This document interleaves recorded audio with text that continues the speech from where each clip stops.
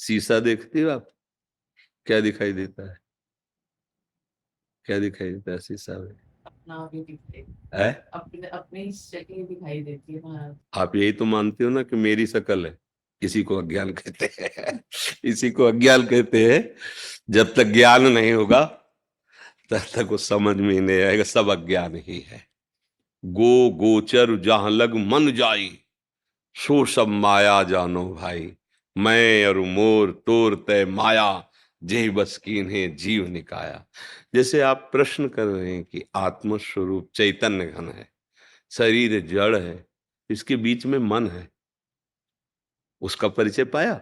सारा खेल इसी मन का है। मन ही बंधन और मोक्ष का कारण है। परमात्मा में लगा हुआ मन मोक्ष, और विषयों में, अभिमान से, भोगों में, शरीर संबंधियों में, यही बंधन का कारण है। ना आत्मा का कभी बंधन हुआ है, ना है, न कभी होगा। पर भ्रम से हम अपने आप को मन मान बैठे, तन मान बैठे, और मन और ज्ञानेंद्रियों के द्वारा भोगों में सुख ढूंढने लगे। हम अपने को स्त्री मानते हैं, पुरुष मानते हैं। इसी के कारण परस्पर राग, इंद्रिय विलासिता, यही अज्ञान है। जब ज्ञान का स्फुरण होता है भजन करने से, तो बिल्कुल शरीर ऐसे अलग दिखाई देता है जैसे कमरा में हम हैं, पर ये बिल्कुल अलग है। वस्तुतः ये जो पांच भौतिक है, ये भी वैसे ही पांच भौतिक है, रचना है हमारे प्रभु की। देखो, इसमें भी जल, पृथ्वी, वायु, आकाश शब्द का परिचय शब्द से होता है। जहां शब्द है वहां आकाश तत्व है।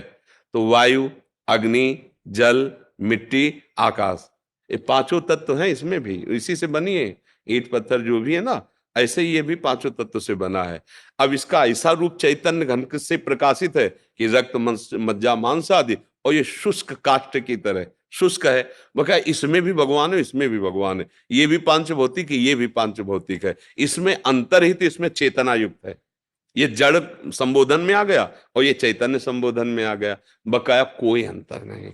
जब ज्ञान हो जाता है तो सर्वम खलमिदम ब्रह्म ने नानास्ति किंचन, सब जगह बिल्कुल वैसे का वैसे परमात्मा है। जैसा है वैसे ही वही है, दूसरा कोई है नहीं। जब तक ये न दिखाई दे तब तक अज्ञान ही है। तो क्या आप सबको भगवत स्वरूप देख पा रहे हैं? क्या आप मान अपमान को समान देख पा रहे हैं? क्या शत्रु मित्र को समान देख पा रहे हैं? क्या निंदा स्तुति को समान? तो यही अज्ञान है। और इसी अज्ञान का निवारण गुरु मंत्र से, नाम जप से, ठाकुर सेवा से, भगवान के लीला चरित्रों के सुनने से और सद आचरण करने से। अगर हमारे आचरण गंदे हैं तो फिर बातें ज्ञान की भले हम पढ़ लिख के कर ले, लेकिन अनुभव कुछ नहीं होगा। आचरण से ही पहचाना जाता है कि ये दुरात्मा है कि महात्मा है। भाई, अगर महात्मा का, तो रावण ने भेष धारण किया महात्मा का, तो सीता जी ने उसकी वार्ता और चेष्टा से कहा कि तुम भेष तो महात्मा का धारण किए, लेकिन हो तुम दुष्ट और दुरात्मा। मतलब तुम्हारी भाषा और तुम्हारे आचरण, कौन हो तुम, इसका परिचय बता देंगे। अगर आचरण ठीक है और आपकी वाणी पवित्र है और आप भगवत चिंतन करते हैं, तो आप भगवान की कृपा से ज्ञान को प्राप्त हो जाएंगे। ये जब तक हमें सब कुछ भगवान अनुभव में ना आवे, तब तक अज्ञान ही है। जब तक इंद्रियां भोगों में मचलती हैं, तब तक अज्ञान ही है। भगवान ने गीता जी में कहा है, श्रद्धावान लभते ज्ञानम तत्परा संयतेन्द्रिय ज्ञानम लब्ध्वा पराम शांति मचिरेणाधिगच्छति। जो श्रद्धावान पुरुष होता है, शास्त्र और संतों पर श्रद्धा, उसको ज्ञान प्राप्त होता है। कौन सा ज्ञान? हमें क्या करना चाहिए, क्या नहीं करना चाहिए। अभी वो सच्चा ज्ञान नहीं, अभी चलने वाला ज्ञान।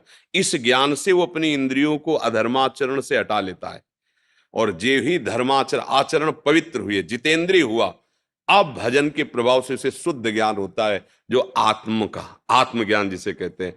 अब उसकी जो स्थिति है, परम शांति, परम शांति हृदय में आ गए। आनंद, मन आनंद में, चित्त आनंद में, बुद्धि आनंद में, अहम आनंद में, वो आनंद में आत्मस्वरूप सर्वत्र अनुभव में आने लगता है। अभी तो ककारा भी नहीं आता, जैसे कहे ना, तो अभी परमार्थ का, जिसे परमार्थ कहा गया, ककारा भी नहीं आता। तो ऐसा करे सहज भाव में, हे प्रभु मैं आपका हूं। और जो नाम प्रिय लगे खूब नाम जप करो, और जिनको आप जानते गंदे आचरण है उनको मत करो। फिर आप देखो आपकी उन्नति, अध्यात्म उन्नति होने लगी, आपको शांति मिलने लगी, आपका हृदय आनंदित होने लगेगा, आपको सुंदर सुंदर ज्ञान की स्फुरणाएं होने लगेंगी। आगे बढ़ोगे तो सुंदर लीलाओं का दर्शन होने लगे। अब अभी चिंतन भोगों करते हैं तो स्वप्न भी गंदे आते हैं, विचार भी गंदे रहते हो, जीवन भी गंदा हो गया। अब दिव्यता का अनुभव कैसे हो? पहले गंदी बातों को रोको, दिव्य भगवान का नाम है, भगवान का आश्रय है, भगवान की लीला चरित्रों का स्मरण, तो ये सब गंदगी पहले पवित्र हो जो हमारे अंदर भरी, तब ज्ञान का स्फुरण होगा। वो शुद्ध ज्ञान, परम शांति, न कोई चाह है, न कोई भय है, न कोई किसी तरह का संकट विपत्ति का अनुभव है। शरीर में है, बाहर भी है, लेकिन अंदर में नहीं है।